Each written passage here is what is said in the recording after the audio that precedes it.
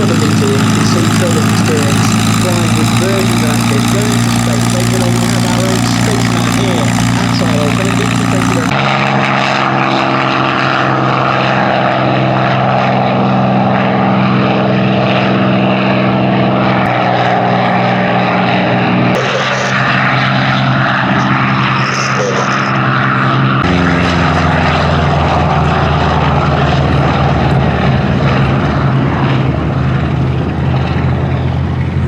The undercarriage of the P-47 tucks away as the Mustangs taxi out in front of us, and the B-17.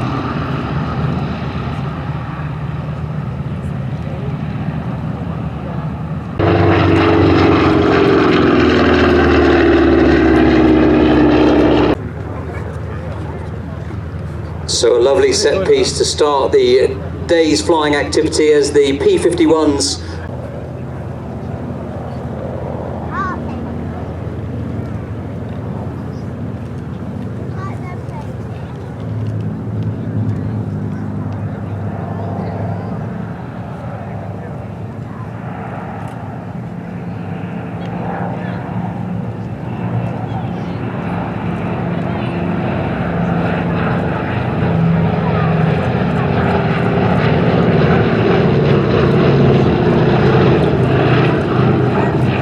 donating to keep this incredible aeroplane in the air.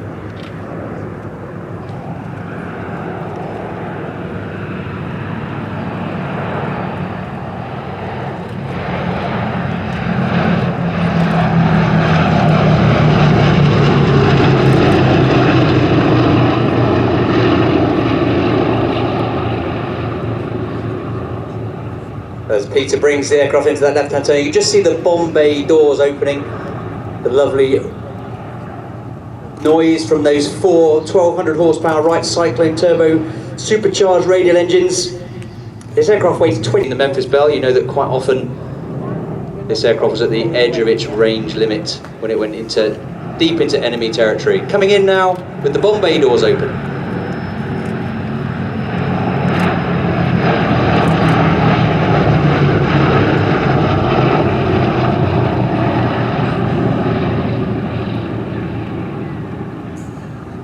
That bomb bay could normally hold around 8,000.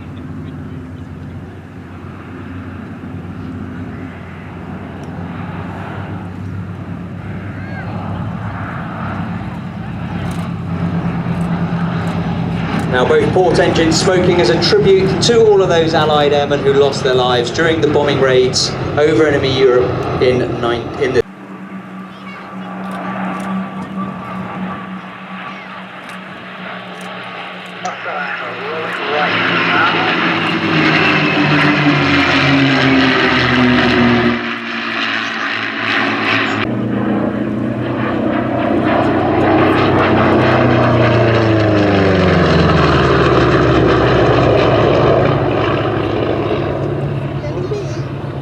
grunt of that beautiful Pratt & Whitney double wasp engine.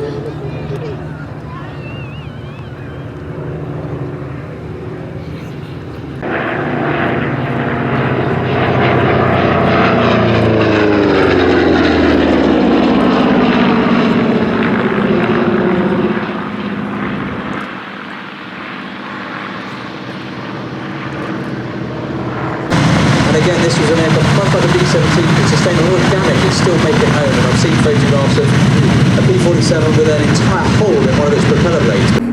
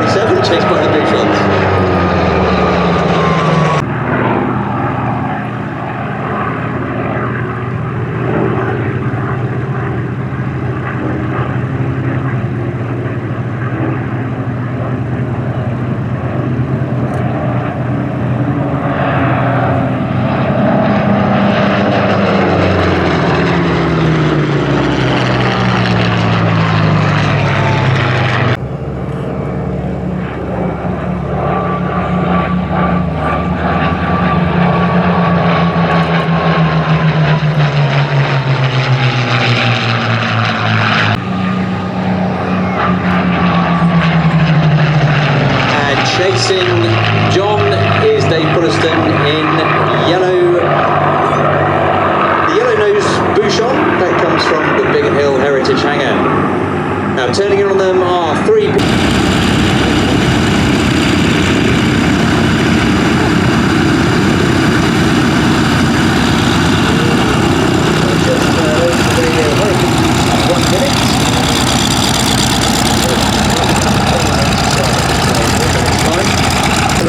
Said that he needs to get as fast as possible to pick up their first mover, which is a formation loop. So they're taking something very high, around about 3,000 feet by looking at this outlet.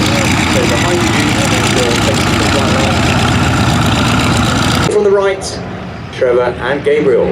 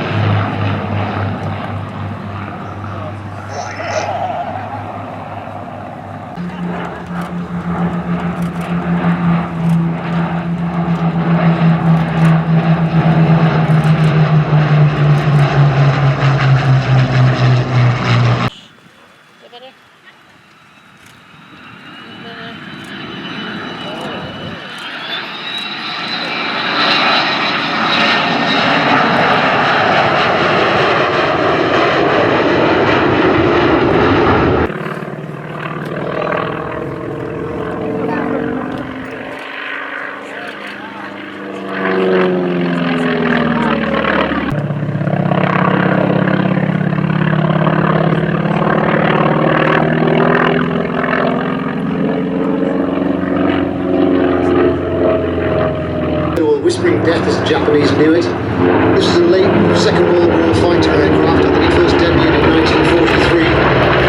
The dear old Wildcat, which you just previously saw, held the fort for the first 2 years of the war, and they realised that the Wildcat was, although a very good aeroplane and very sturdy, it wasn't fast enough, it couldn't climb as fast as the Zero. So they went back to the drawing board, and Pratt & Whitney had produced the most wonderful engine called a Pratt & Whitney 2800. Which is an 18-cylinder radial, which even on the test bench was putting out nearly 2,000 horsepower. A lot of the aircraft is actually spot welded. Most aircraft at the time were riveted, but this has got a lot of spot welding, a lot of pressure-formed metal. But an amazing airplane, terrific performance, as you can see from the aircraft running in now.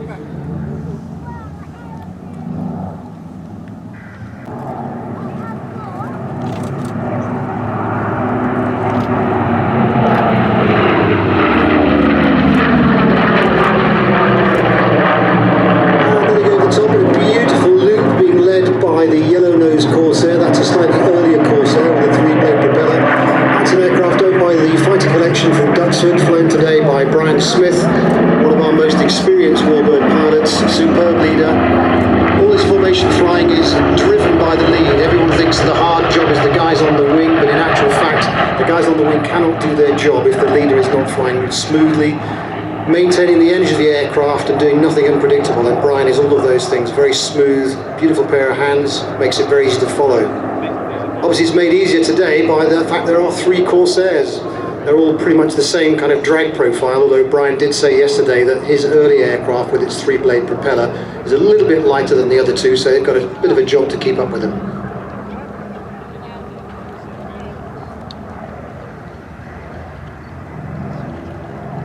So running out on this pass, a sum total of 6,000 horsepower coming past from left to right.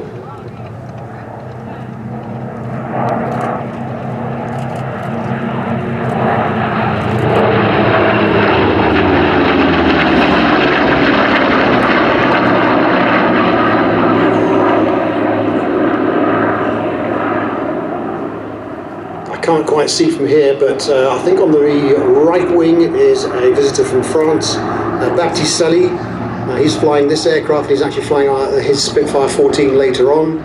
He's come home from France from a 3-generation aviation family. They're based down in Ferté-l'Aix, which is a little grass airstrip down just to the southwest of Paris.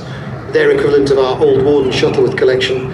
And his grandfather, father and himself have all flown vintage aeroplanes. And he's out on the leader's right at the moment as they make this pass.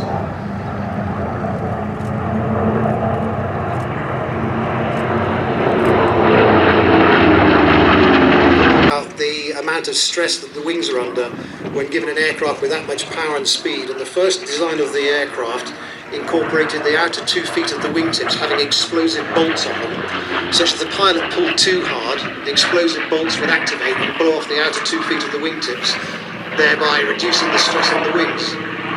But when they put it up for test, the wingtips often didn't come off symmetrically, which made the problem doubly worse, so they bin that idea. Hello. Probably just as well for the Japanese Air Force, but sadly for the US Navy, the aircraft actually was on carriers being taken out to the Pacific. I was actually just thinking, if you've ever wondered what it must be like in being inside a tumble dryer, I suspect if you ask Danielle when she gets back down again, you'll get some idea. Big waves now as Danielle is unstrapped from the harness. She's waving at us. She's now standing on the top of the wing. You can see her left leg is at the trailing edge, her right leg is at the leading edge of that top wing. But she's moving again. So as Emiliano is flying the aircraft around, Danielle is actually positioning herself around the aircraft's top wing. It looks like she's now standing on top of the front cockpit of the aircraft. Big wave to Paul Bonhomme as he taxis out in the Fury in front of us.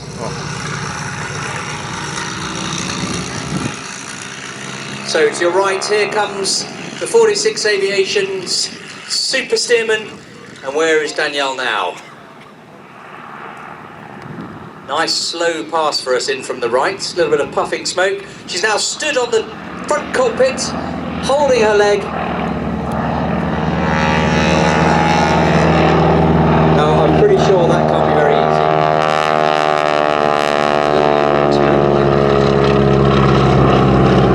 I was meant. I think the last time I saw that was in the film of the Great Well-Known Pepper. It's a long time ago. There you go, you can see the silhouette as they climb up to her left. That is Danielle stood on the lower wing now of that Steerman.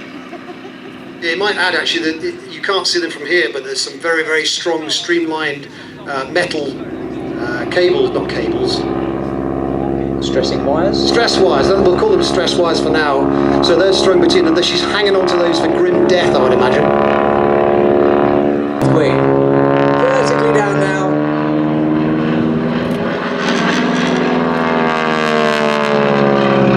In their marriage vows. He's flying it very aggressively, isn't he? He's having a good time. I'm sure she's enjoying it. She's doing very well. I think that's very athletic. To love, honour, obey and not let go. Okay, what's happening now? She was laying across those wires for that pass, that loop. Diving down now. Still out there. Fast. She's still doing the Superman. Superwoman. Sorry, the Superwoman, I should say. High barrel roll as she's laying across the stressing wires. Please, big round of applause for Danielle as she's hanging upside down from the wing of a biplane. What's even more interesting, watch this, look how strong the snap muscles are. She's just done a sit-up from being purely vertical to being sat upright. It is just so mind-boggling, incredible to watch. It's so impressive. I'd never seen that before yesterday.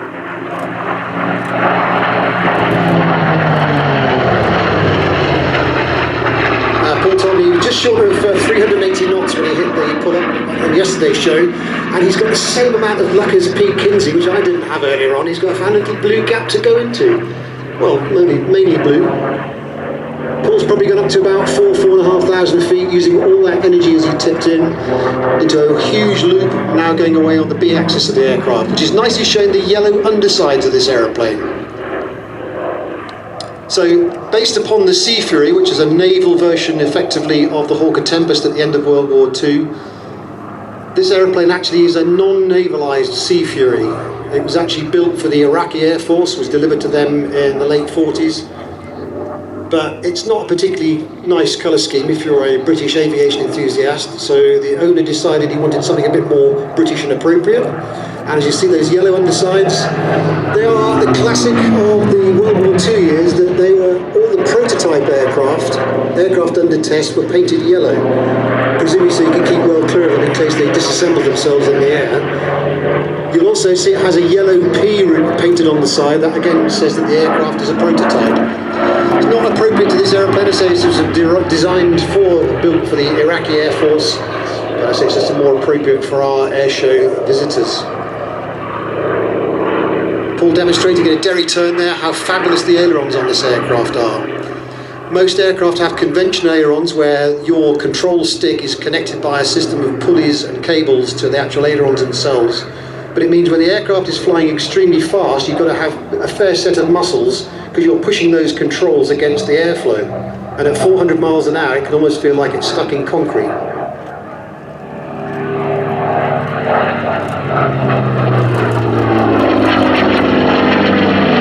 Again, Paul showing those beautiful precise ailerons.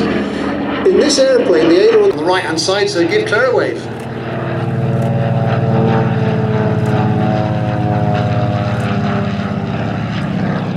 And goodbye, John.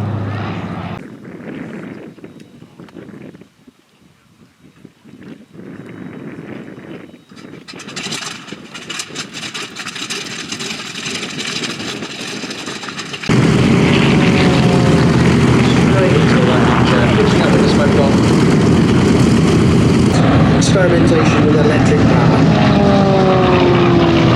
This one is definitely fuel more dead dinosaurs.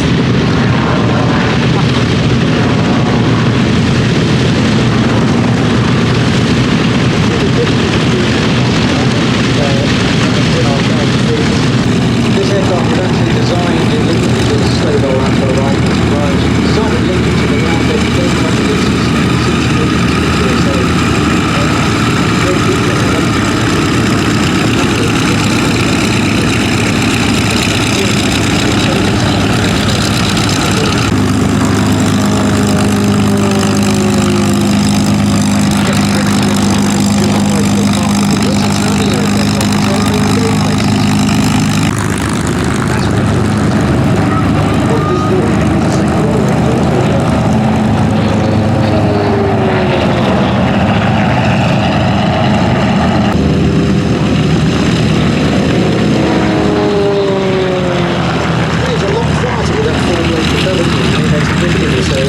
They are in the cockpit of that B-25 as they lead the formation in from left to right.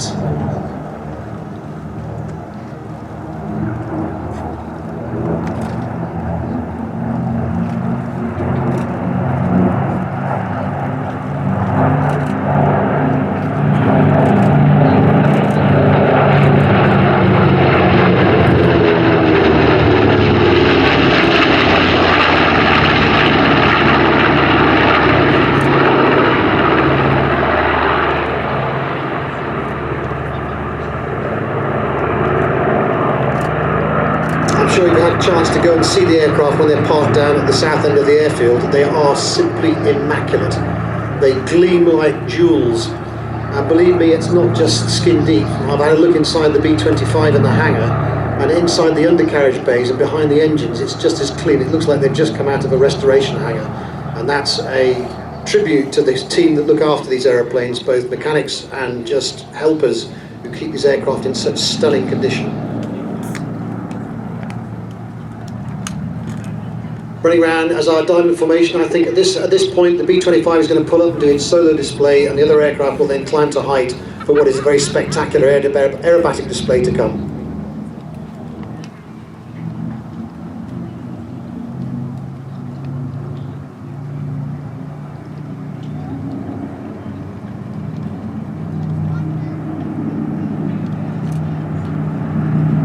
B-25, lifting now.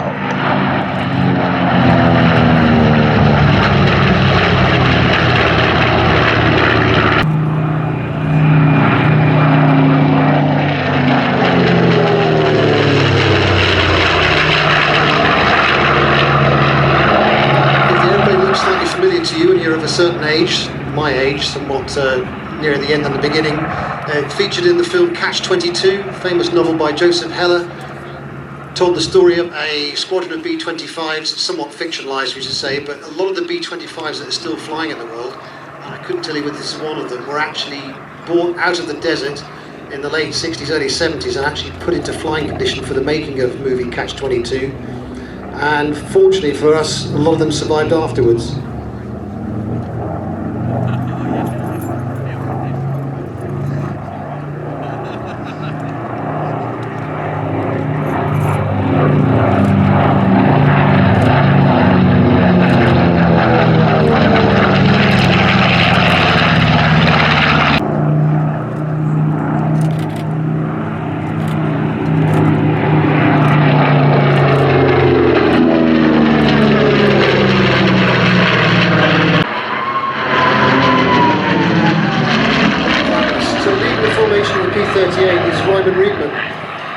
Ryman's been flying with the Red Bull since 2000. He's actually their chief pilot, and he's qualified to fly all the aircraft in the fleet.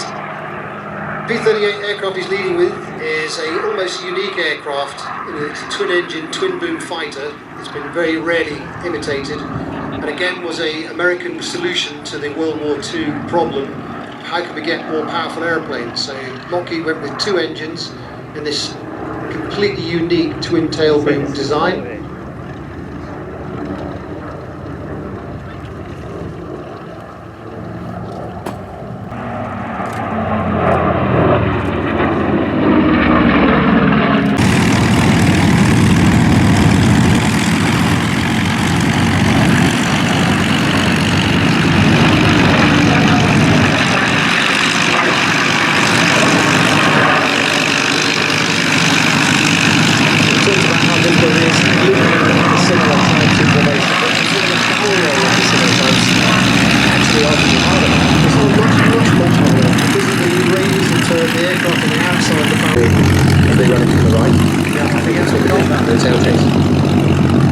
So flying the lovely silver Mustang, you've already seen him flying this morning.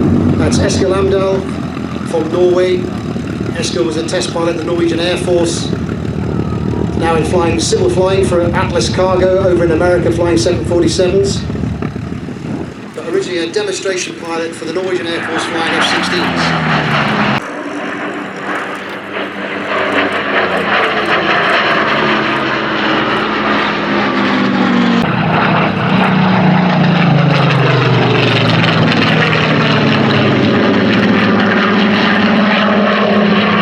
One has got a high back.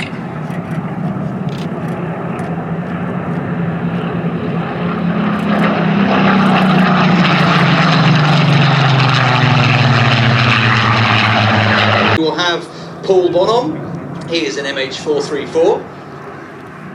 And you saw Paul's already been given some exercise. He was flying the Fury earlier on. In Red 2 we have Nick Smith. He is flying in EE602, a lovely Mark 5C Spitfire. Martin Overall is Red 3, he's actually flying a PR11. So, well, we've been talking about the FR14, the fighter reconnaissance. The PR was the unarmed photo reconnaissance version of the Spitfire, the Merlin power in the 11. So that's Martin Overall.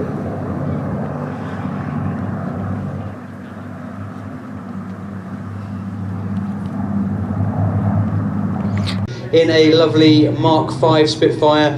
That is from the fighter collection EP120. We have George A. Hay in his Mark 16, the American Mark II as White 2. We'll stop talking now. This is definitely time to get your cameras ready. In from the right hand side, a beautiful 9 ship of Spitfires.